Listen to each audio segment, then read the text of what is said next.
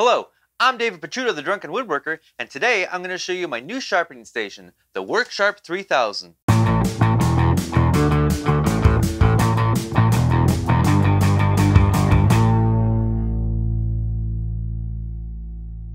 Currently, I'm using water stones, diamond plates, and leather to sharpen my chisels and plane irons, which is a messy process.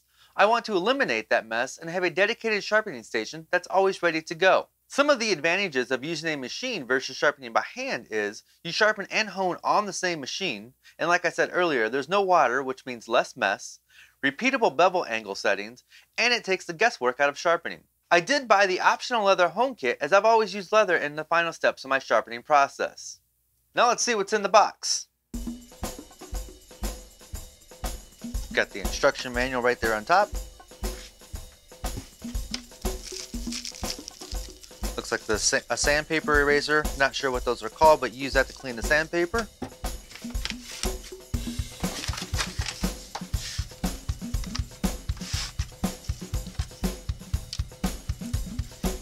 This is the bar that rides on the top of the machine for freehand sharpening, I believe. One of the plates. Perfectly flat glass plate. Should come with two of them. Yep.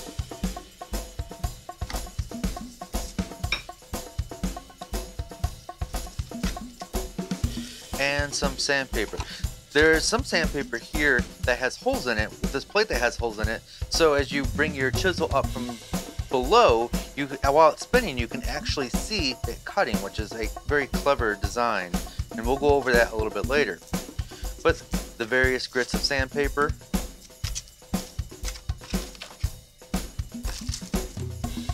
an instructional video DVD, which I think is very helpful with tools like this.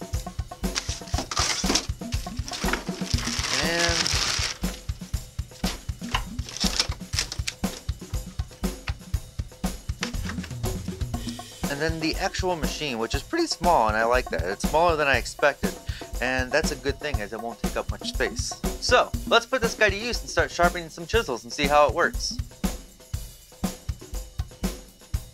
There's hardly any assembly required for the WorkSharp 3000.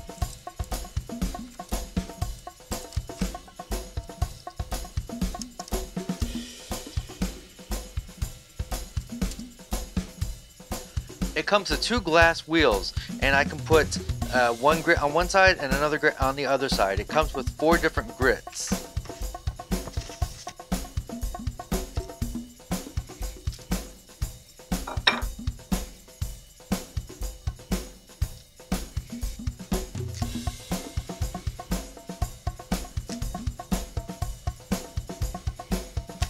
And then it's just a matter of setting it on there and screwing it on.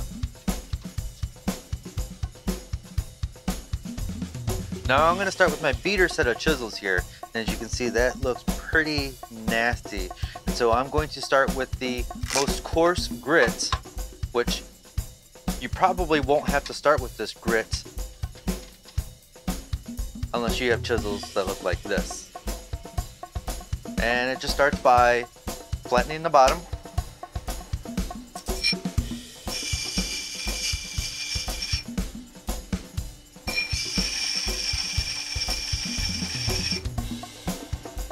That was pretty quick.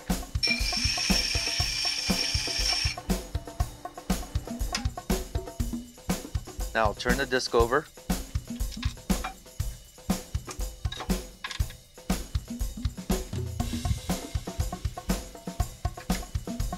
And set this to the width of my chisel here.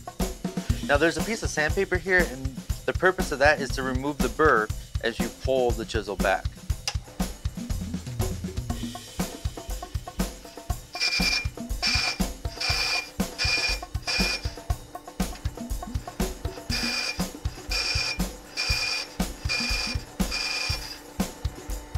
Almost there.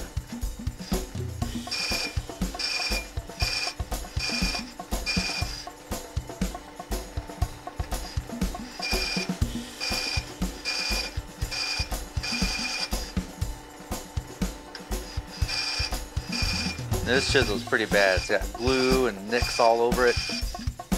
Alright, so then we move on to our next grit, which is already on top here.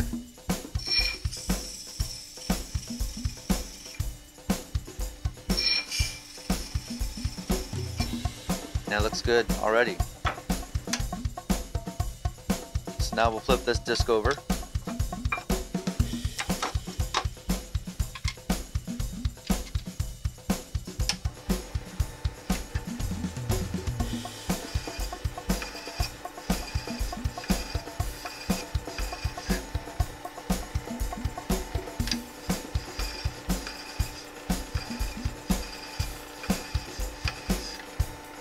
That's it.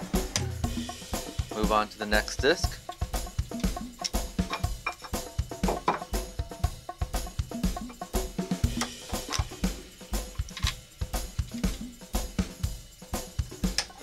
Once again, start with the top or the bottom, flatten the bottom.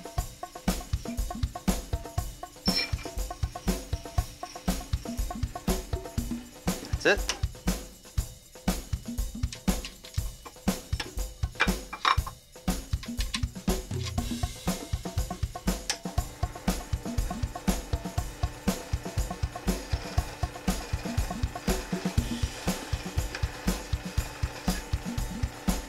Yeah, that's it.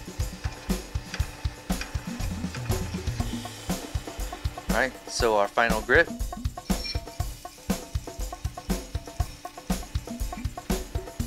Ooh, look how shiny that is.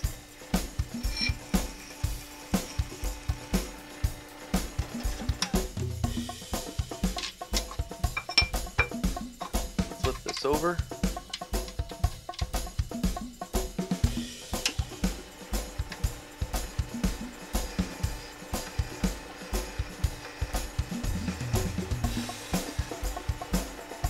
That should do it. Now I like to do one final step and use leather, and that is not necessary. This is an optional plate that I bought. Now some people say you won't need to do the leather step, and some people say you do. I like it. So I'll coat it with the compound here. And there's only leather on one side of this glass, so I do both steps here on top.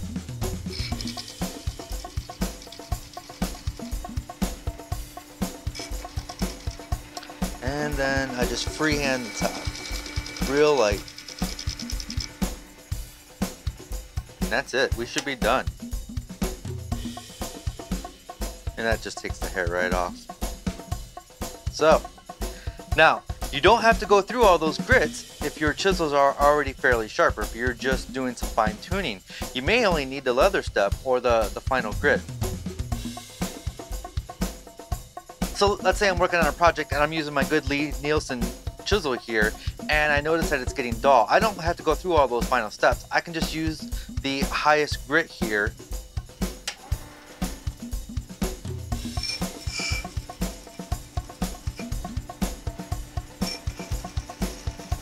Do some fine tuning.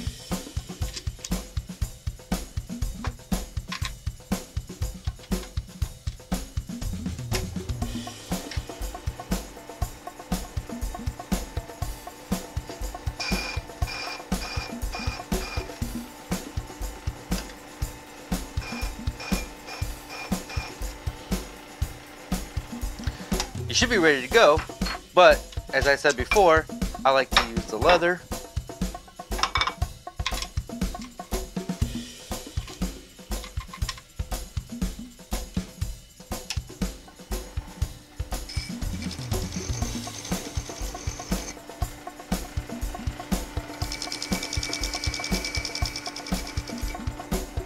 Now I can go back to my work. That took less than 60 seconds to do that. Now, if I was using my water stone method, I would have to get the stones out because I don't have a dedicated station, and wet everything down, and I just really love how quick and easy this is. So you can sharpen at different degrees. I was sharpening at 30 degrees, but there are different settings on here, and it has a nice positive stop there. And that even allows you to put a 5-degree micro bevel on the edge of your blades if you want to do that. This moves to the width of your blade, so I can do my chisels, and I can even do my plane irons as well. This is a great little machine. It also comes with a slotted plate and sandpaper that you can put on here, and you can see through there when you turn it on. This allows you to see actually what you're doing underneath. This works especially well for carving tools and lathe tools, so that is pretty clever. I like that. Well, I hope you found this useful. My immediate thoughts were this is going to save me lots of time. This is money well invested. If you have any questions, leave them in the comments below, and I'll do my best to answer them. I don't have a lot of hours on here, but it seems pretty straightforward, so let me know what you think. All right, guys, until next time.